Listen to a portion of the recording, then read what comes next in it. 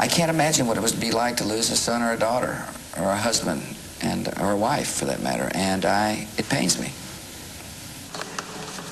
You had his last letter? Mm-hmm. And it was mailed March 16th, but I didn't get it until probably a week before he was killed. Hello. Hey, Mama. Well, sorry I haven't been able to call. They took the phone 7 days ago. I got the letter and box. That is so cool. Your first grandson came the same day your oldest son did. How is everyone? I'm doing fine. We are just out here in the sand and windstorms, waiting. What in the world is wrong with George? Trying to be like his dad, Bush. He got us out here for nothing whatsoever. I am so furious right now, Mama. I really hope they do not re-elect that fool, honestly. I am in good spirits and I am doing okay. I really miss you guys. Thanks for the Bible and books and candy. I really look forward to letters from you guys. Well, I'll tell all the family hello and that I am doing fine. We don't expect anything to happen anytime soon. I cannot wait to get home and get back to my life. Tell Sputnik congrats, and I'll see my first nephew soon. As soon as I get back to the States. I hope you guys are doing okay, and keep sending the mail. It makes getting through the days easier. Well, I am on my way to bed, so I will write you guys soon. I love and miss all of you guys.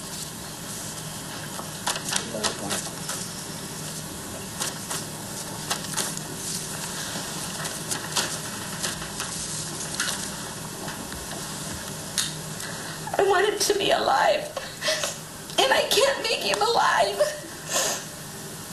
But your flesh just aches. You want your child. It's out of sync. A parent is not supposed to bury their child.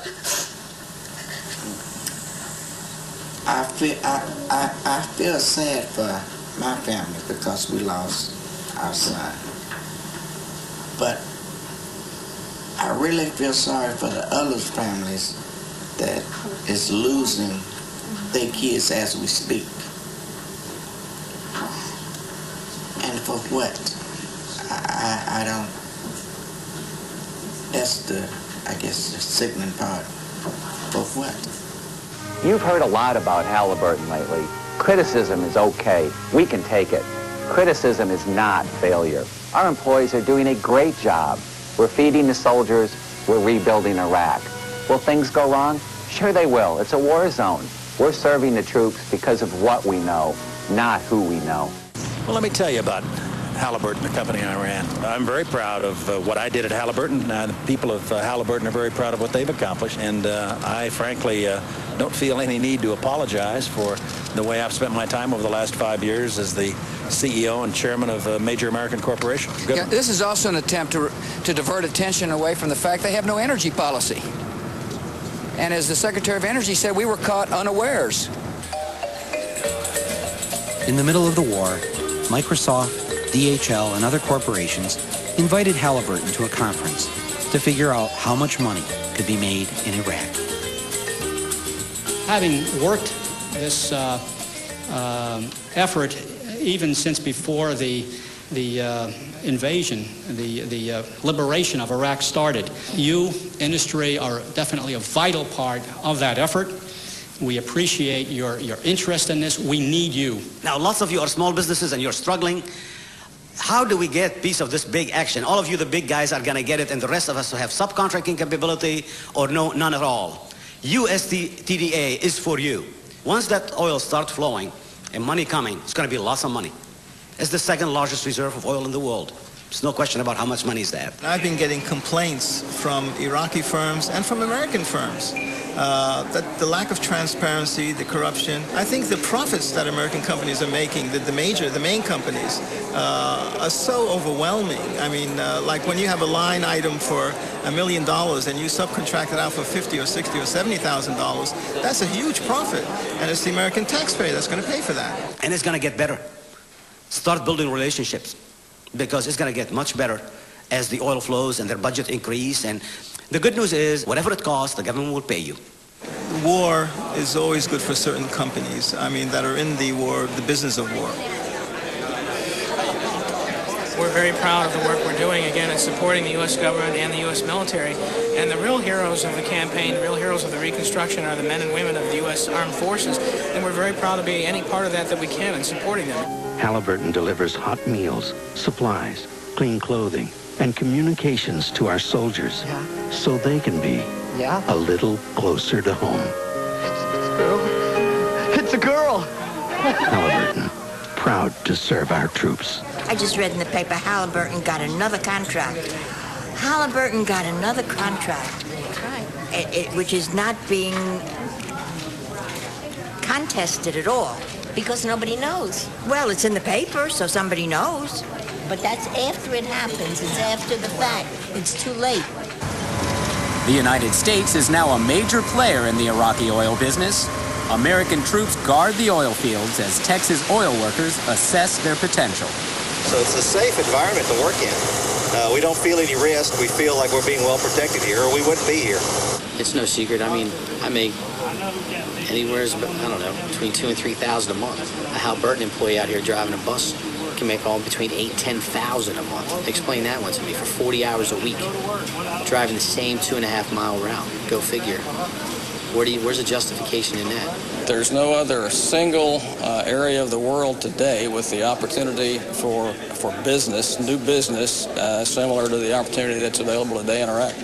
The president went in and did what he did, and we're all supporting him and our troops, and we want to make sure that, you know, the efforts and the lost lives, and it wasn't for no reason. If it wasn't for the oil, then nobody would be there. Nobody would worry about it.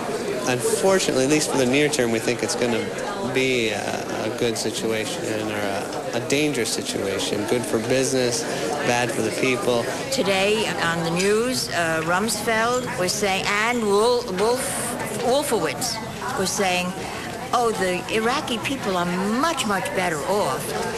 Isn't it better that we got rid of Saddam and now the Iraqi people can do what they want to do and really be free? Will they ever be free? No, they'll not be free. And where are the weapons of mass destruction? We were duped. We were really duped. And these poor people, the young men and women who are being killed there, it's unnecessary. That's the disgrace. That's it. That's no more. Disgrace. They died in a just cause for defending freedom, and they will not have died in vain.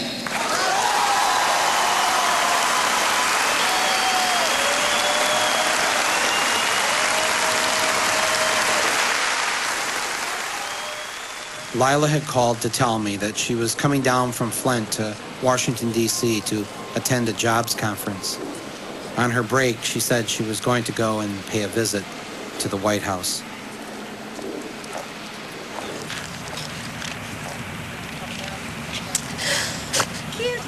Who's killed children? Iraqi children. My son killed. Kill my people in Spain. Yes. These false lies kill people, your children too. Yes, my son. They have no business to do in Iraq now. And they killing all these young Americans. Yes. For what? For oil. Bush is a terrorist. No, he isn't. This is all staged. He's a Bush of This is Iraq. all staged. He's the My Bush son. of Iraq. Where was he You killed? tell me, my son. Where was he It's killed? not a Bush is the stage. Bush of Where was he Iraq. killed? He was Kill my killed in people Karbala. Spain by lying. April 2nd is not a stage. My son is They dead. didn't have to go to war. There are a lot of They other didn't people, have to too. attack innocent people because of Bush.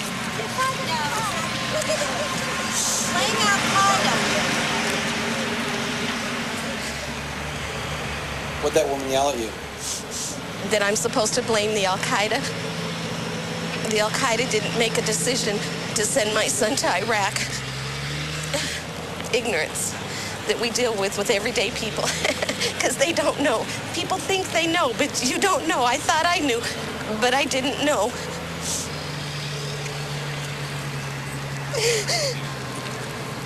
I need my son.